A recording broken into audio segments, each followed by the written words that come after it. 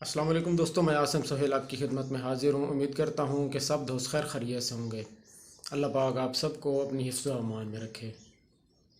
دوستوں، جن بھائیوں کا یورک ایسڈ زیادہ رہتا ہے اور اس کی وجہ سے گھٹنوں میں اور جوڑوں میں درد رہتا ہے، تھوڑا سا چلنے پھرنے سے گھٹنوں میں، جوڑوں میں اور ٹانگوں میں درد شروع ہو جاتا ہے اور شدید درد ہوتا ہے، تو اس کے لیے ہم آپ کے لیے ایک نسخہ لے کے آئے ہیں۔ آپ نے یہ کرنا ہے کہ کسی بھی پنسار سٹور سے آپ نے سیب کا سرکہ لینا ہے۔